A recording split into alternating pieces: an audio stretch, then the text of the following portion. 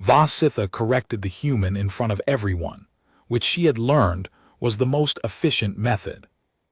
The atelier's morning session had barely begun when she noticed it. The sample board for the Varath commission propped against the wrong wall, with the secondary colorways arranged in ascending visual weight instead of the traditional resonance sequence. It was the sort of error a second-year apprentice would not make. Voss-Itha crossed the workroom without hurrying, removed the board from the human girl's hands with 2 fingers of her primary wing, and repositioned it herself, wordlessly, so that the sequence ran in the correct harmonic progression. Then she looked at the human. "The resonance sequence is not decorative," Voss-Itha said. "It is structural. The colorways must align in order of vibrational frequency, not visual weight. Visual weight is a species-specific response." She let the pause carry its own implication. A human species-specific response was not the relevant one here. Begin again. Ti-Yun picked up the board and began again. She was 20 years old, a human exchange placement assigned to the Kethareval Institute of Resonant Design from some university arrangement. Voss-Itha had been too occupied to fully read. Her placement file had included a letter from the coordinator describing her as a student with genuine cross-cultural interest and strong visual sensitivity, which Voss-Itha had found charming in the way that well-intentioned errors often were.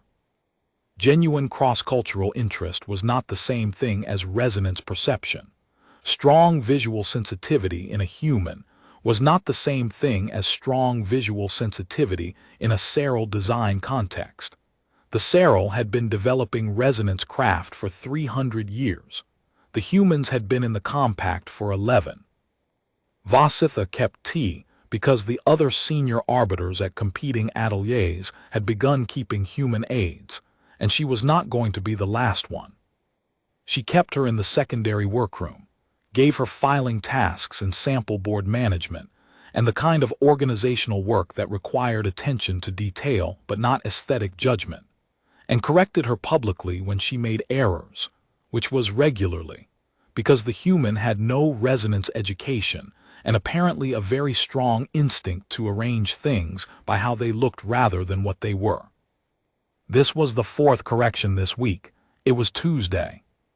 The senior staff, 3 Serel design apprentices of varying rank, and 1 compact certified technical resonant named Serel, watched the exchange in the particular silence of people who were pretending to be absorbed in their work.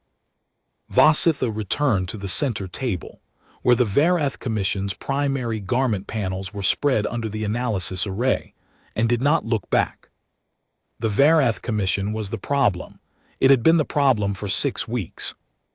The client was High Adjudicator Varath of the Sorn Accord, receiving the compact's resonance honor at the close of cycle ceremony in 42 days.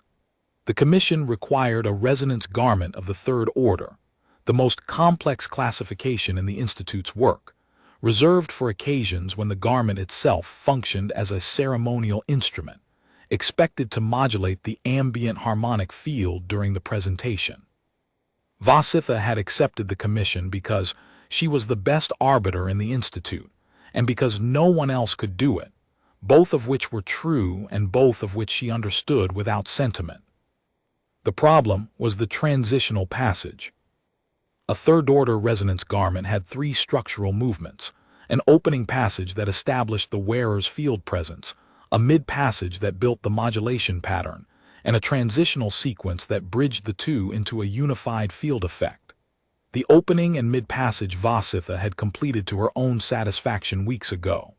The transitional sequence had, in the technical language of the Institute, not resolved. She had tried 4 structural approaches. Serel, who was meticulous enough to be trusted on structural problems, had tried 2 more. The transitional sequence sat on the analysis array like an open seam in the work, technically sound on either side, functionally broken at the join. In 42 days, the High Adjudicator would stand in the presentation hall, and the garment would fail to fully modulate. Voss-Itha did not intend to let that happen. She was standing at the array, reviewing Serel's sixth structural approach for the 17th time, when the human said something from the secondary workroom. She said it quietly, apparently to herself, because she was organizing sample packets and had not been addressed. Voss-Itha caught it only because the workroom had gone temporarily quiet, and the human's voice carried in the way that lower register voices sometimes did in still rooms. "It's like when a woven piece changes direction," T said, half to herself. "You have to let the tension go slack for half a beat before you pull it the new way. Otherwise the warp fights the weft and the whole thing bunches." Voss-Itha did not react. She marked another annotation on Serel's approach, moved to the secondary panel array, and continued her review. The human was talking about weaving. Serel resonance craft was not weaving. The structural mathematics were entirely distinct. The analogy was the kind of thing a 20-year-old with no training said when she was standing near a problem she did not understand and felt the social pressure of proximity to expertise. It was not useful. She filed it under not useful and went back to the transitional sequence. That evening, in her private studio, Voss-Itha sat in front of the analysis array and did not work on the transitional sequence for approximately 2 hours. She reviewed Serel's sixth approach for the 18th time. She made no annotations. She thought about the high adjudicator standing in the presentation hall in 41 days. She thought, against her professional judgment, about what the human had said. Tension slack for half a beat before the new direction. The warp fights the weft. It was not the vocabulary of resonance craft. It was the vocabulary of physical weaving, which was a textile tradition practiced on Earth and in several human settlements, and which had no formal relationship to harmonic field theory. And yet, Voss-Itha pulled up the transitional sequence on the array and looked at the join between the mid-passage and the transition. Both sides were structurally correct. The join was where they failed. The join was, in structural terms, a point of direction change.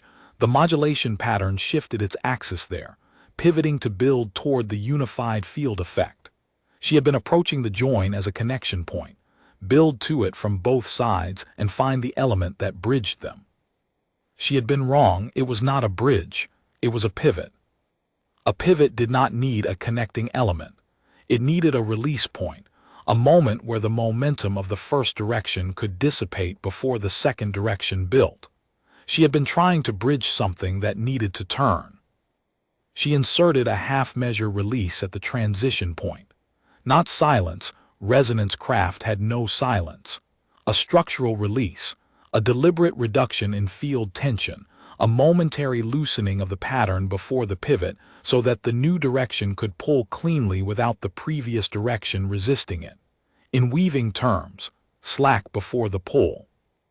She ran the analysis array. The transitional sequence resolved. Not partially, fully. The opening, the mid-passage, and the transition locked into a unified harmonic structure that met the third-order specification in every dimension. The array's verification indicators turned green one by one. The final indicator, the one Voss-Itha had not seen green in 6 weeks of continuous work, took 11 seconds and then turned green too. She looked at the array for a long time. Then she saved the work, closed the analysis, and went to the window where the station's outer ring was visible against the dark, and thought carefully about what had just happened. The next morning, she did not mention it. She presented the completed transitional sequence to Serel, described the structural approach in the formal vocabulary of resonance craft, and accepted his quiet professional astonishment without embellishment. He confirmed the resolution. The atelier staff learned before noon that the Vareth Commission had broken through, and there was a quality of relieved energy in the workroom that Voss-Itha found professionally appropriate.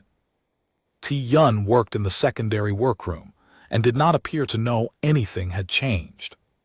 3 days later, Voss-Itha noticed the human standing near the analysis array.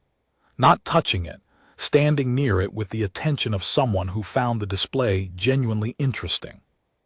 The human's face held that combination of concentration and quiet pleasure that humans produced when they were looking at something they found beautiful.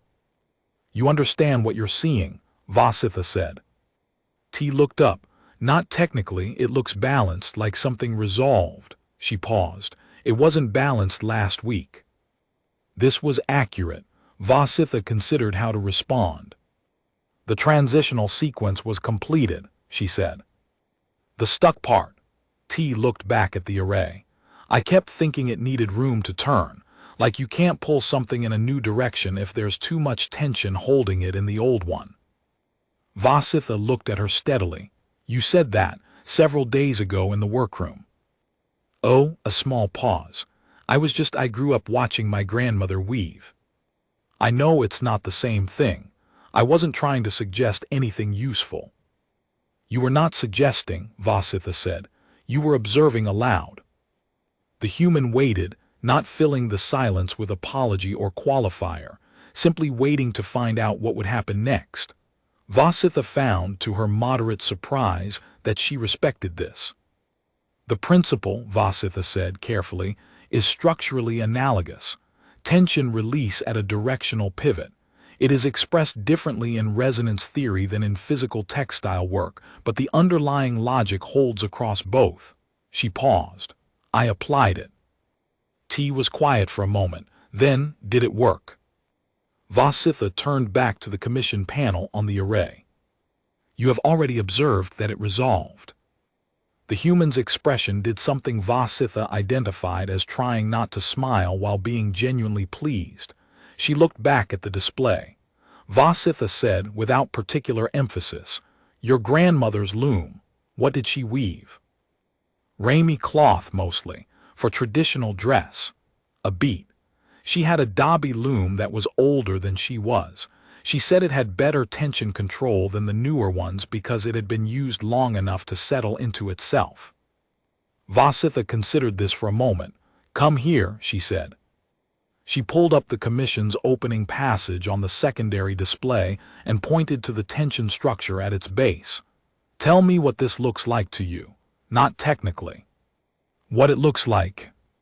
T stepped closer and studied it for several seconds. "Like the beginning of a piece," she said. "The starting tension, it's even, settled." She tilted her head slightly. "Confident."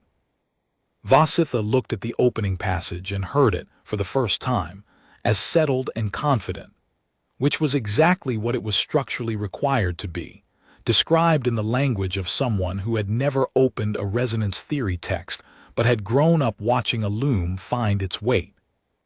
She did not say what she was thinking. She said, "The Vareth Commission presents in 38 days. There are 12 secondary panels still to finalize. Your archive work has been adequate. I am giving you a different task." T waited. "You will attend the daily panel reviews," Voss-Itha said. "You will say nothing during the review itself. When it concludes, if you have noticed something, you may say so. I will tell you whether it is relevant." The human's expression was neither triumphant nor grateful, both of which Voss-Itha had been prepared to find mildly irritating.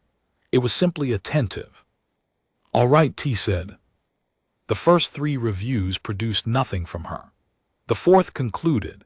The atelier staff dispersed, and T said, in a level voice, that the 3rd panel's lower register seemed to be pulling away from the 2nd panel's upper register, in a way that made the whole sequence feel like it wanted to go somewhere it wasn't going. She described it as like 2 people walking in step and then not quite, but neither one noticing. Serel looked at the panel sequence for a long time. Then he made a targeted adjustment to the lower register of the 3rd panel, ran the array, and looked up at Voss-Itha with the expression that, for a technical resonant, was the equivalent of genuine astonishment. "It was pulling," he said. Voss-Itha examined the array. The sequence ran cleanly. She had looked at those 2 panels for 11 days and not caught it. The human had been in the room for 40 minutes. After that, the panel reviews included 1 additional participant. On the morning the commission was completed, 29 days before the presentation, 9 days ahead of the internal target, Voss-Itha stood before the finished garment on its display form and ran the final resonance analysis. Every indicator turned green in sequence. The array projected the full field modulation visualization, a complex, layered harmonic structure moving in 3 distinct passages, resolving at the transitional pivot into a unified field that would fill the presentation hall when the high adjudicator stood in it. It was the finest third-order commission the Institute had produced in a decade. Voss-Itha was certain of this because she knew the other work in that decade, and she knew what was in front of her. She turned off the array and went to the secondary workroom, where T. Yun was cataloging the color archive. It was in better order than it had been in 4 years. T had reorganized it by a system she had apparently developed herself, grouping the color packets by a set of relationships that reflected some kind of harmonic logic she had arrived at through pattern recognition and her own untrained eye. It was not the standard system. In the ways that mattered, it was better. "The commission is complete," Voss-Itha said. "I saw the final analysis run," T said. "Yes." Voss-Itha looked at the archive shelves for a moment. "The placement coordinator described you as having strong visual sensitivity." "They put that on everyone's form," T said. "Perhaps," Voss-Itha said. "In your case, it appears to have been accurate." The human looked at her. There was a quality to the silence that Voss-Itha categorized as complete, the kind that did not require anything added to it. Then T went back to the archive. Voss-Itha stood in the doorway a moment longer. 300 years of Serel resonance craft, and the solution to the Varath Commission's transitional sequence had arrived quietly, from a 20-year-old human who had spent her childhood watching her grandmother's loom find its own weight. Voss-Itha found she did not know precisely what to do with this information, so she did what a senior arbiter did with structural findings that refused to fit existing categories. She filed it in a place where she could find it again, and went back to work. The high adjudicator's garment presented on schedule. The field modulation filled the hall exactly as the analysis had projected. 12 delegates from 6 species sat in the chamber and felt the resonance shift as the passage turned, confident, settled, perfectly resolved, and none of them knew what had unlocked it. Voss-Itha knew. She had not mentioned it to anyone. She did not intend to. She was, after all, the best arbiter in the Institute. She was also, she had come to understand, the one who now made certain her human aide attended every panel review.